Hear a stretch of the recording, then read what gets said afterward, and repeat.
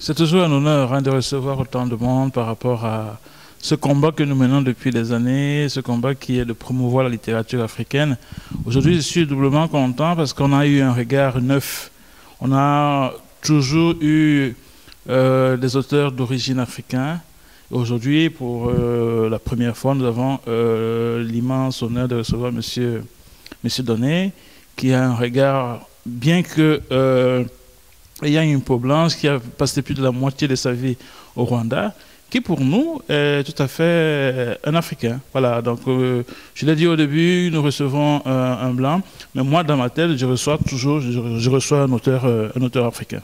Voilà. À ce 12e café littéraire, c'est certainement grâce à vous que ce projet persiste. Parce que ce n'est pas souvent évident de mener à bout ce genre de projet. Et si vous êtes encore présent ici ce soir, c'est que vous y croyez. Et nous vous remercions du fond du cœur de votre présence à ce 12e café littéraire. Monsieur Guillaume Lobet, quel message pourriez-vous donner au peuple africain par rapport à cette belle soirée incarnant l'image de la diversité par Afrique en livre?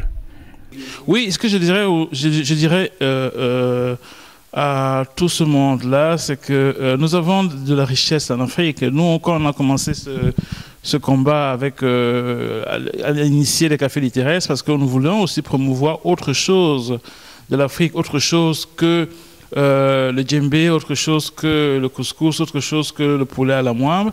Parce que la culture africaine, elle est dense, ce n'est pas que culinaire. J'ai beaucoup de respect pour la culture culinaire ou bien la culture musicale africaine, mais il faut montrer qu'on a autre chose. Parce que ce qu'on a vu ici aujourd'hui, le partage que nous avons eu avec M. Donné, nous a permis évidemment de découvrir aussi le Rwanda, de découvrir qu'au Rwanda, il y a des gens formidables, de découvrir que malgré la pauvreté, les gens vivent bien et sont heureux, de découvrir plein de choses qu'on ne nous dit pas.